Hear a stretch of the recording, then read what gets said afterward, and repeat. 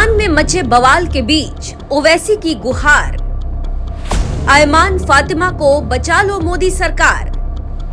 कौन है ईरान में फंसी छात्रा आयमान फातिमा, जिसके लिए खुद ओवैसी को लगानी पड़ी गुहार।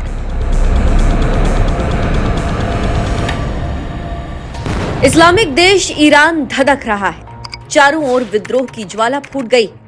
कहीं सड़कों पर जनसैलाब नजर आ रहा है, कहीं सत्ताधारी सरकार के खिलाफ मार्च निकल रहा है, तो कहीं हिजाब का विरोध हो रहा है। अब तो हालात ऐसे हो गए हैं कि ऐसा लग रहा है आयतुल्लाह खामनेई की सत्ता बस कुछ ही दिनों की मेहमान है।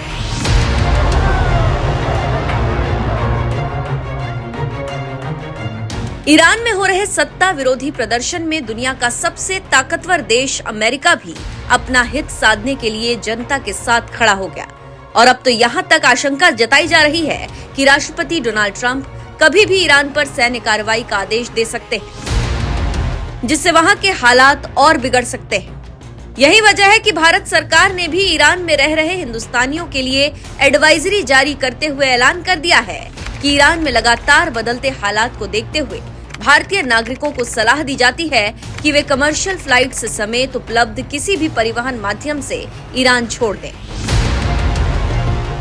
भारतीय विदेश मंत्रालय की इस अपील से समझ सकते हैं कि ईरान में हालात किस कदर बिगड़ रहे हैं। तो वहीं इसी बीच खबर आ रही है कि आयमान फातिमा नाम की एक छात्रा ईरान में फंसी हुई, जिसका पासपोर्ट यूनिवर्सिटी प्रशासन ने अपने पास रख लिया, जिसकी वजह से वो ईरान से नहीं निकल पा रही।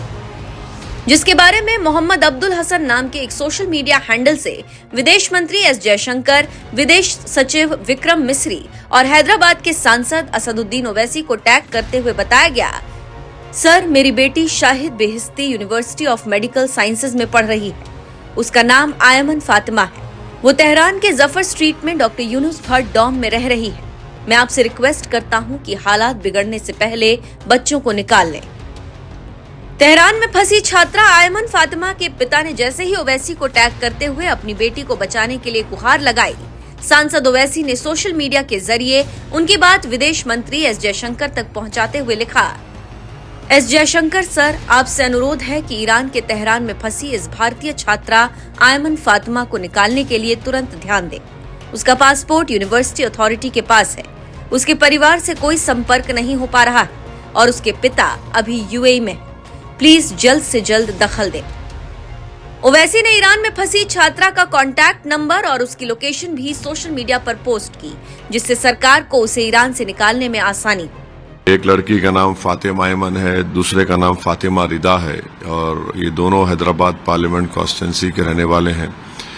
और सौों की तादाद में भारत के स्टूडेंट्स ईरान में पढ़ रहे हैं और इसमें सबसे बड़ी तादाद तो कश्मीरी नौजवान बच्चे और बच्चियों की है।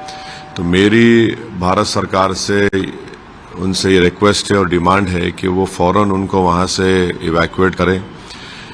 सबसे परेशानी की बात यह है कि इंटरनेट बंद है वहाँ पर, और इंटरनेट बंद होने की वजह से पेरेंट्स बहुत परेशान हैं। उनको कोई कांटेक्ट नहीं हो रहा अपने उनके लड़के लड़कियों से। और दूसरा क्या है कि टिकट भी नहीं खरीद सकते वो लोग।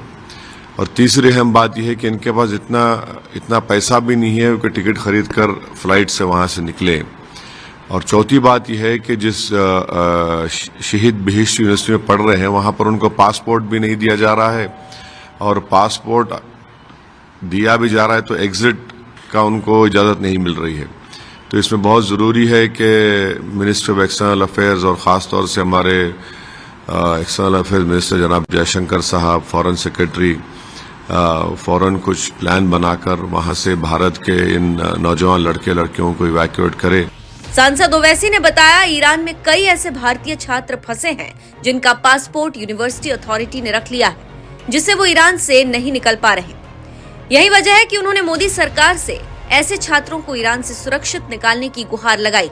तो वहीं इसी बीच खबर आई है कि विदेश मंत्री एस जयशंकर ने ईरान के विदेश मंत्री सैयद अब्बास अरागची से ईरान के हालात को लेकर फोन पर बात की है, जिसकी जानकारी उन्होंने खुद सोशल मीडिया पर दी, जिससे उम्मीद जताई जा रही है कि उन्होंने ईरान के मौजूदा हालात के बारे में जानकारी लेने के साथ ही वहां फंसी आयमन फातिमा जैसी छात्रों को सुरक्षित निकालने के मसले पर भी जरूर बात की होगी, क्योंकि ये बात तो आप भी जानते हैं कि ये मोदी सरकार जो अपने नागरिकों की जान बचाने के लिए पूरी ताकत झोंक देती है। ये बात देश की जनता भी अच्छी तरह से जानती है और ये आज से नहीं है, जब सुषमा स्वराज विदेश मंत्री थीं, तब से। यही वजह है कि सोशल मीडिया पर एक यूजर ने मजाक में ही सुषमा स्वराज को टैग करते हुए लिख दिया था, मैडम मैं मंगल ग्रह पर फंस गया हूँ। 987 दिन पहले मंगलयान के जरिए भेजा गया खाना खत्म हो रहा है, मंगलयान 2 कब भेजा जा रहा है? जिस पर तत्कालीन विदेश मंत्री सुषमा स्वराज ने जवाब दिया था, अगर आप मंगल ग्रह पर भी फंसे होंगे तो वहां भी भारतीय दूतावास आपकी मदद करेगा। इसी बात से समझ सकते हैं कि मोदी सरकार किसी भी देश में फंसे भारतीय नागरिकों को बचाने के लिए पूरी ताकत झोंक देती है और उम्मीद है ईरान में फंसी आयमन फातिमा जैसे तमाम भारतीय नागरिकों को भी जल्द से जल्द मोदी सरकार सुरक्षित भारत लेकर आएगी।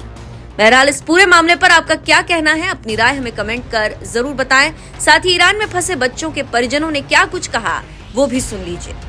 मुतालबात कोई ऐसा कुछ नहीं है, मैं कोई एजेंडा लेके नहीं आया हूँ। It's an emergency. We have received a call from our kids that we have been approached by the embassy has taken our advisory to immediately leave Iran on your own. And when we asked them for any evacuation process के लिए, they said once we have done the evacuation, we don't have funds, so we cannot do the evacuation. You have to do it on your own. यही appeal है government of India से, अपने UT government से, governor साहब से, CM साहब से, कि एक तो इमरजेंसी कंट्रोल रूम सेट करें यहाँ पर, पेरेंट्स को अपडेट्स का लाइव अपडेट्स दे दे, और दूसरी ये बात कि इवैक्यूएशन, अगर इवैक्यूएशन प्रोसेस उनको स्टार्ट करनी है तो इवैक्यूएशन प्रोसेस स्टार्ट कर दीजिए, उनमें उसको हेल्प कर दीजिए, ऑन देयर ओन मत छोड़ दिए उनको इस वक्त। अगर नॉर्मल सर्कमस्टांसिस होते तो nobody would have asked, it was our right. हम ये रेस्पॉन्सिबिलिटी भी नहीं डाल रहे हैं, लेकिन एवरी जो सिटीजन जिस कंट्री के होते हैं उस कंट्री का ये रिस्पॉन्सिबिलिटी बनती है कि अपने सिटीजन्स को प्रोटेक्ट करना। अभी वहाँ पे इंटरनेट ब्लॉकेज चल रहा है, कोई कॉन्टैक्ट वगैरह हैं आपके बच्चों के साथ? नहीं, कोई कॉन्टैक्ट नहीं है, यहाँ से कोई कॉन्टैक्ट नहीं है। वहाँ से कल से हमको कुछ ISD कॉल्स आने लगी, सिलेक्टिव, कभी थ्रू होती है कभी थ्रू नहीं होती है। जब वो हो जाएगा वहाँ से प्रॉपर एम्बार्गो उठेगा नेट का, इंटरनेट को रिलीज, जो कि नज़र नहीं आ रहा है। और पैसे यहाँ से भेजने का जहाँ तक, वो तो आउट ऑफ बॉन्ड्स है। मुझे बताइएगा, अगर आपकी बात अपने बच्चों से हुई है तो क्या कहते हैं वो, क्या ग्राउंड सिचुएशन है, क्या वाकई तौर पर ये तशवीशनाक है? ये तशवीशनाक, मैं देखिए इंटरनली क्या हो रहा है, इंटरनली तो अभी तक ठीक है, लेकिन जो थ्रेट्स आ रही हैं, जो कि चैनल्स दिखा रही हैं, चैनल्स कह रही हैं कि bombing is going to start by any moment, half an hour में स्टार्ट होगी, लेट नाइट में स्टार्ट होगी, कल स्टार्ट होगी, तो एक पेरेंट क्या करेगा मुझे बताइए। मतलब आपके बच्चे होंगे, आपके लख्ती जिगर वहाँ पर होंगे, आपके दिल पर क्या बीत जाएगी? ठीक है, हमने उनको भेजा है, लेकिन ऐसी सिचुएशन में तो गवर्नमेंट ही तो टेक केयर करती है। और मैं इससे कतई ये नहीं कह रहा हूँ कि government of India has not help. Government of India has always been there and they have got previous experiences of evacuation.